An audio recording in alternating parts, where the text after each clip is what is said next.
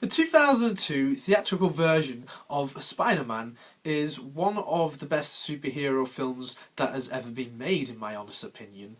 It's got a good cast, it's got some great action scenes, and I think the story overall is a very good one. It is quintessentially the origin story of Peter Parker becoming Spider-Man done right, unlike the 2012 version, but we'll probably come to that for another time. Tobey Maguire plays Spider-Man in this film, and I think he plays him very well. He especially plays Peter Parker very well. We have a very good supporting cast as well. We have Willem Dafoe as Norman Osborn, also known as the film's villain, the Green Goblin, and we have Kirsten Dunst as MJ, and we have James Franco as Harry Osborn. There's quite a few actors in this film, and the movie's just sort of catapulted after this was released. This movie's so good that this all became a trilogy. So what do I think of the first chapter in this trilogy? Well, I think it is absolutely awesome. If you couldn't tell already, I'm a big fan of this film. As I said earlier, it is one of the best superhero movies that has ever been made. When you look back at it though, I think that in some parts it is quite goofy, and it is very much more aimed towards younger audiences, I will say that. But in general, Spider-Man and I suppose other superheroes, they are all aimed at younger audiences anyway, but that's a good thing. I think that since this movie has been released, the whole superhero genre has become much more popular. It seems like in this day and age now, we're getting loads of superhero movies left, right and centre, not just from Marvel but from other mediums such as DC and everything else, whatever else there is. I don't know. What this film is the journey from Peter Parker right at the beginning of the film. He's an absolute nerd and hardly anyone likes him and everything like that, and he gets bitten by a spider, and then we see him progress from there on, becoming a new superhero, gaining these new superpowers and everything, and also at the same time learning a few life stories from his uncle, who is Uncle Ben, but not to be confused with that. There's quite a few scenes from this movie that I like to quote now and again, and it absolutely pisses some of my friends off because one of the things I do all the time, I just quote movies, and this is another one of those movies. It's just so full of many great quotes.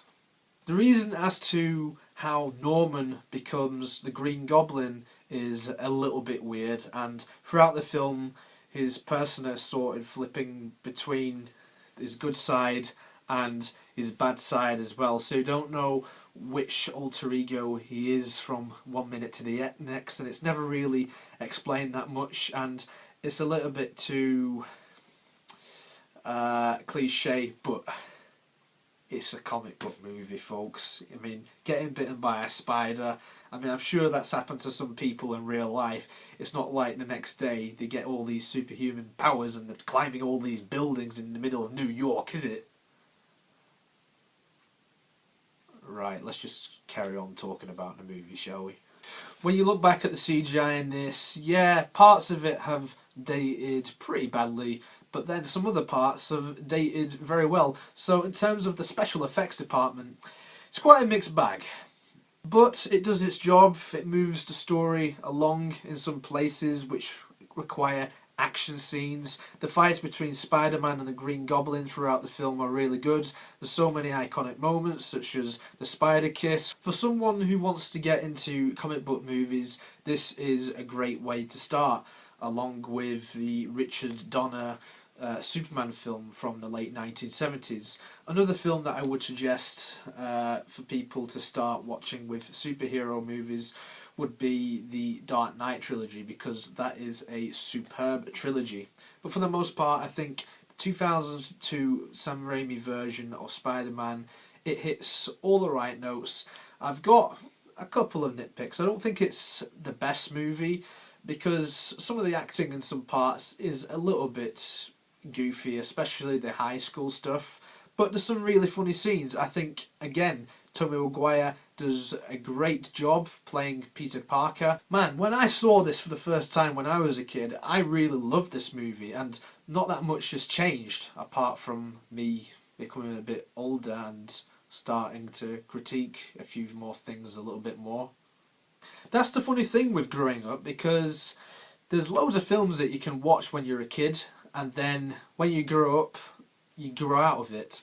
And sometimes you could stumble across this film, say on the TV or something, and you try and re-watch it to try and remember all the things that you saw when you was a kid. And sometimes, in some cases that is, you see the film and you think, God, this is shit. But this, happily, I can say that this doesn't fall into that category, because I still think that this movie holds up well, although when I look at it now, as I said before, some parts of it have aged quite a little bit. There's some of the dialogue which is a little bit cheesy. In fact, no, it's really cheesy.